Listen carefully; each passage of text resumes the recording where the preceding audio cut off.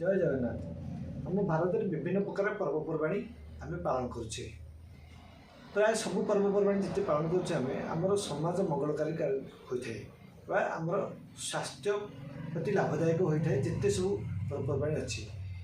तो विभिन्न प्रकार पर्वपर्वाणी भितर आमर आज समय आसी होली विषय आलोचना करने।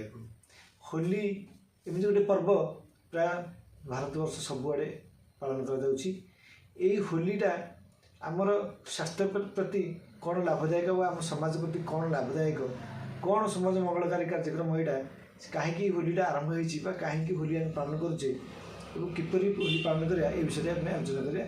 मु डॉक्टर बालकृष्ण महाराणा यही होली विषय किसी आलोचना करने जाऊँगी। जो होली पर्वर पालन विभिन्न प्रकार कारण थाए। गोटे पौराणिक मत दृष्टि आमर हिरण्यकश्यप बोली जड़े राक्षस थे जे कि सारा पृथ्वी को डरई धमकई रखी एवं शासन काल भितर जड़े पुत्र ना हूँ प्रहलाद। आप भल भाव जानते भक्त प्रहलाद जे कि जन्मरू जन्म है पर सी हरिनाम जप आरंभ कर देते और भगवान किए सब ठीक जानते नारायण को भगवान रूप से मानते भगवान को जपुले।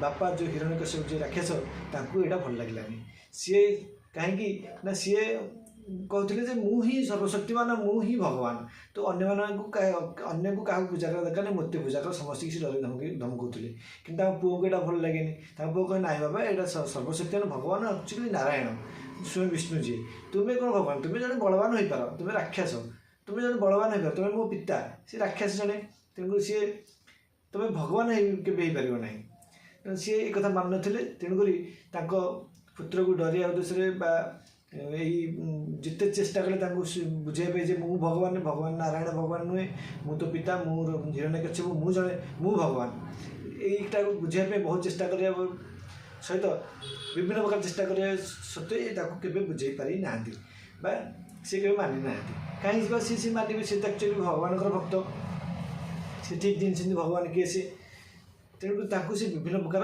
मारिया विभिन्न प्रकार प्लान कर विभिन्न प्रकार चेष्टा कर पुत्र प्रहलाद को मारिया ये विभिन्न प्रकार मारे चेष्टा करा भितर सी केबे सफल हो पार ना मारी पार ना मन पड़ा भौणी जे कि होलिका ना सी गोटे वर प्राप्त पाई कौन ना अग्नि रखिले अग्नि किसी क्षति कर से निआरे पोड़े ना अग्नि पोड़ी पार ना जल पार ना तेणु कहले आरे भल उपाय तेणु आजिका समय कौन प्राय समय माने खरा दिन आरंभ होता शीत दिन शेष समय समय ये घटना हो सी होलिका को कौन कहले ना तू मो पुत्र प्रहलाद को धरिकी बसे आम निआ लगे तुते तेणु जद्वारा कि तो देह तो पड़ो ना निआरे तू तो वर प्राप्त निआर न पड़ा मो पुओ पड़ज ये उद्देश्य सेमती कले सेमती करा भितर कौन होती ना भगवान भक्त को तुम क्षति पहुँचा चेष्टा कले कहीं करें ना जिते वर प्राप्त होता है खराब कम करने को भगवान सुजोग देवे ना।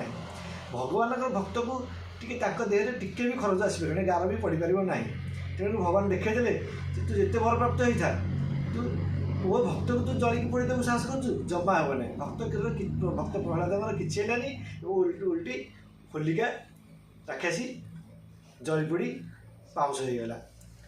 तेणुक यही पर्वर को आम पौराणिक मत रखीचे या विश्वास अच्छी जे तेणुक होलिका नाम अनुसार आज पर्व होली एवं यही खरादिन समय पालन घटना हो पानी पकईकि समस्त देह को पानी पकापकी पानी सहित खेला खेली भाईचारा प्रेम संपर्क बढ़िया उद्देश्य पानी फोड़ा फोड़ी होगी खेल आरंभ हो खाली पानी कहीं खेल रंग किसी कले रंगमय हम खेलटा रंग मिसेकी किसी खेल है ये होली पर्व पालन होती आम भावुए से पर्व गोटे प्रकार से छाड़ यही प्रकार मत गोटे पौराणिक मत बोली आम विश्वास करुचे।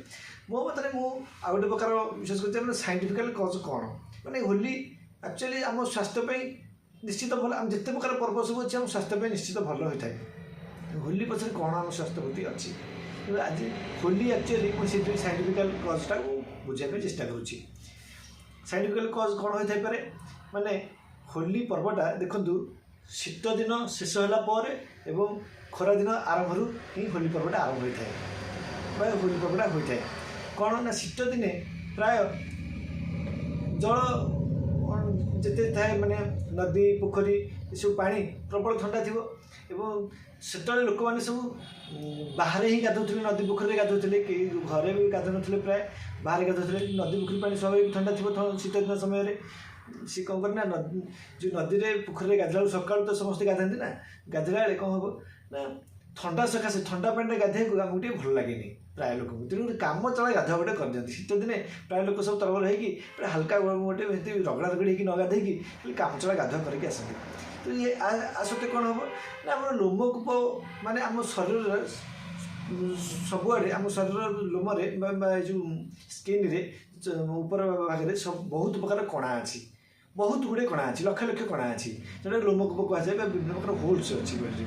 ୟା ଦ୍ୱାରା କ'ଣ ହେବ ନା ଆମର ଯେଉଁ ଶରୀରରୁ ଝାଳଟା ବାହାରେ ବା ବିଭିନ୍ନ ପ୍ରକାର ସିକ୍ରେସନ୍ ତୈଳ ଅଂଶ କିଛି ଅଛି ବାହାରେ, ଆମ ଶରୀର ଭଲ ପାଇଁ ଏସବୁ ଝାଳ ବାହାରେ ଏକ୍ସକ୍ରିଏସନ୍ ହୋଇଯାଏ ବା ଖରାପ ଜିନିଷ ଏଇ କଣା ବାଟେ ବାହାରିଯାଏ। ତେଣୁକରି ଆମର ଯେତେବେଳେ ଖରାଦିନ ଆସିବ ଆକ୍ଚୁଆଲି ଏଇ ସମୟଠାରୁ ମାନେ ଏଇ ଯେଉଁ ଦୋଳ ପୂର୍ଣ୍ଣମୀ ହେଉଛି ବା ଏଇ ସମୟ ଠାରୁ ପ୍ରାୟ ଖରାର ପ୍ରକୋପ ବଢ଼ିଥାଏ, ତେଣୁ ଆମର ଝାଳ ବହୁତ ହୋଇଥାଏ, ଦେହରୁ ଝାଳ ବହୁତ ବାହାରେ। ଏଇ ଝାଳଟାକୁ ବାହାରିବାକୁ ହେଲେ ଆମର ଲୋମକୂପ ସଫା ଥିବା ଦରକାର। ତେଣୁ ଆମେ ଯଦି ଶୀତ ଦିନରେ କ'ଣ ହୁଏ, ଯେହେତୁ ଥଣ୍ଡାରେ ଆମେ ଭଲକି ଗାଧୋଇ ପାରିନଥାଉ, ପ୍ରାୟ ଲୋକ ଘଷା ଘଷି ହେଇକି ରଗଡ଼ା ରଗଡ଼ି ହେଇକି ଗାଧୋଇ ନଥାନ୍ତି, ତେଣୁକରି କ'ଣ ହୁଏ ନା ଲୋମକୂପଟା ବନ୍ଦ ହୋଇଯାଏ। ବନ୍ଦ ହେଲା ପରେ କ'ଣ ହେବ ନା ଖରାଦିନେ ଯେତେବେଳେ ଝାଳ ବାହାରିବ ବା ବିଭିନ୍ନ ପ୍ରକାର ତୈଳ ଅଂଶ ଦେହରୁ ବାହାରିବ, ଏଇଟା କ'ଣ ହେବ ନା ବନ୍ଦ ହୋଇଯାଇଥାଏ, ବାହାରି ପାରିନଥାଏ ସୁବିଧାରେ। ଏଇ ଯେହେତୁ ଲୋମକୂପଟା ବନ୍ଦ ହୋଇଯାଇଥାଏ, ତେଣୁକରି ସୁବିଧାରେ ବାହାରି ନଥାଏ, ଦେଲେ ଆମର କ'ଣ ହେବ ଦେହ ସାରା ଘା ବଏଲ ବିଭିନ୍ନ ପ୍ରକାର ଜିନିଷ ଏମିତି ବାହାରିବାର ସମ୍ଭାବନା ଅଛି, ସ୍କିନ୍ ରୋଗ ହେବାର ବହୁତ ସମ୍ଭାବନା ଅଛି, ତାକୁ ରିଲେଟେଡ୍ ବିଭିନ୍ନ ପ୍ରକାର ପ୍ରୋବ୍ଲେମ୍ ହେବାର ସମ୍ଭାବନା ଅଛି। ତେଣୁକରି ମୁନି ଋଷିମାନେ ଆମର ଯେତେବେଳେ ପୁରୁଣା ସବୁ ମୁନି ଋଷିମାନେ ସବୁ ଥିଲେ, ସେମାନେ ଜାଣିଛନ୍ତି ଯେ ଲୋକମାନେ ଶୀତ ଦିନ ପରେ ପରେ ଖରାଦିନ ଆରମ୍ଭରୁ ଭଲକି ରଗଡ଼ା ରଗଡ଼ି ହେଇକି ଗାଧୋଇବା ଦରକାର ବା ଆମର ଚର୍ମ ସଫା ରହିବା ଦରକାର, ବଡି ସଫା ରହିବା ଦରକାର, ଶରୀର ଭଲ ଭାବରେ ସଫା ରହିବା ଦରକାର। ଶୀତ ଦିନରେ ସମସ୍ତେ ରଗଡ଼ା ରଗଡ଼ି ହେଇକି ଗାଧୋଇ ନଥାନ୍ତି, ଖରାଦିନ ପୂର୍ବରୁ ଗାଧୋଇବା ଦରକାର ନିହାତି। ତେଣୁ ଲୋକମାନେ ଏ କଥା ବୁଝିପାରିବେ ନାହିଁ ଠିକ୍ ସ୍ୱାସ୍ଥ୍ୟ ପ୍ରତି କଲେ ଲୋକମାନଙ୍କର ଭାବନା ଅଲଗା ପ୍ରକାର ହୋଇଥାଏ, ସବୁ ଆପଣମାନେ ବେଶୀ ଜାଣିଛନ୍ତି ଆମମାନେ କିଛି ଜାଣିନୁ ଏ କଥା ସବୁ କହନ୍ତି। ତେଣୁକରି ଆମକୁ ଧର୍ମ ବିଷୟରେ ପୁରେଇ ଦେଇ ବା ପୂଜାପାଠ ବିଷୟରେ ଯଦି ପୁରେଇ ଦିଆଯିବ, ଗୋଟେ ପର୍ବ ଏ ବିଷୟରେ କରାଇ ଦିଆଯିବ, ଲୋକଙ୍କର ସୁବିଧାରେ ବୁଝିପାରିବେ। ତେଣୁକରି ହୋଲି ପର୍ବଟାକୁ ଆରମ୍ଭ କରାଯାଇଛି କ'ଣ ପାଇଁ ନା ଯେତେବେଳେ এই ସମୟରେ କ'ଣ ହେବ ହୋଲି ହେଲେ ଗୋଟେ ରଙ୍ଗ ଖେଳାଖେଳି ହେଇକି ଦେହରେ ସମସ୍ତେ ରଙ୍ଗ ବୋଳାବୋଳି ହେଇକି ଖେଳାଖେଳି ହେଲେ ସେଦିନ ରଗଡ଼ା ରଗଡ଼ି ହେଇକି ଗାଧୋଇବେ, ରଙ୍ଗ ଖେଳ ସରିବ ରଗଡ଼ା ରଗଡ଼ି ହେଇକି ପୋଖରୀରେ ଗାମୁଛା ବା ଟାୱେଲରେ ରଗଡ଼ା ରଗଡ଼ି ହେଇକି ଦେହ ଘଷା ଘଷି କରିକି କଲର୍ ଛାଡ଼ିବା ଉଦ୍ଦେଶ୍ୟରେ ଭଲକି ରଗଡ଼ା ହେଇକି ଗାଧୋଇବା ହେବ। ଯାଦ୍ୱାରା କି କ'ଣ ହେବ ନା ଲୋମକୂପ ଆମର ସବୁ ସଫା ହେଇଯିବ ବା ଲୋମକୂପ ମାନେ ଆମ ବଡ଼ିରେ ଯେଉଁ ଚାରିଆଡ଼େ ଯେଉଁ ଅଛି ଆମର ବିଭିନ୍ନ ପ୍ରକାର ହୋଲ୍ସ ବା କଣା ଏସବୁ ସଫା ହେଇଯିବ। ସଫା ହେଲେ କ'ଣ ହେବ ନା ଝାଳ ସୁବିଧାରେ ବାହାରିବ ବା ଅଏଲ୍ ଯେଉଁ ବଡ଼ିରେ ଆମର ବିଭିନ୍ନ ପ୍ରକାର ଅଏଲ୍ ତେଲ ଜାତୀୟ ଜିନିଷ ସିକ୍ରେସନ୍ ଗୁଡ଼ିଏ ବାହାରୁଛି ସେ ସୁବିଧାରେ ବାହାରିବ, ଆମର ଆଉ ସ୍କିନ୍ ରୋଗ ହେବ ନାହିଁ ଆଗକୁ ବା ବିଭିନ୍ନ ପ୍ରକାର ପ୍ରୋବ୍ଲେମ୍ ବଏଲ୍ସ ଫଏଲ୍ସ ଏମିତି ବହୁତ ପ୍ରକାର ରୋଗ ଅଛି, ସ୍କିନ୍ ମାନେ ସେଇଟା ବନ୍ଦ ହେଇଗଲେ ବିଭିନ୍ନ ପ୍ରକାର ପ୍ରୋବ୍ଲେମ୍ କରିବ ଶରୀର ପାଇଁ ଅସୁବିଧା କରିବ, ସେଗୁଡ଼ାକୁ ସବୁ ଆଉ ହେବ ନାହିଁ। ତେଣୁକରି ହୋଲି ପର୍ବ କଲେ କ'ଣ ସଫାସୁଫି ହେଇକି ଗାଧୋଇଲେ ସଫା ହେଇଗଲା, ଆଉ ସେ ସୁବିଧା ଝାଳ ବାହାରିଲା, ଏସବୁ ହେଲା ଆରାମସେ ଆଉ ସ୍କିନ୍ ରୋଗ ହେବ ନାହିଁ। ଏବଂ ତା ସହିତ ଭାଇଚାରା ସମ୍ପର୍କ ଗୋଟେ ବଢ଼େ। ଶୀତ ଦିନେ ସମସ୍ତେ ଘରେ ପ୍ରାୟ କାମଦାମ ଶେଷ କରିକି ଆସିକି ଘରେ ସମସ୍ତେ ଶୋଇପଡ଼ନ୍ତି ବା ଘରେ ରହନ୍ତି ବାହାରେ ଶୀତ ହେଇଥିବାରୁ। ଏ ଖରାଦିନ ଏଥର ଆସିଲା, ଏଥରକୁ ବାହାରକୁ ସମସ୍ତେ ବାହାରିବା ଦରକାର ଏବଂ ସମସ୍ତଙ୍କ ସହିତ ଭାଇଚାରା ବା ପ୍ରେମ ସମ୍ପର୍କ ସମସ୍ତଙ୍କ ସହିତ ଭଲ ସୁନ୍ଦର ଭାବରେ ରହିବା ଦରକାର।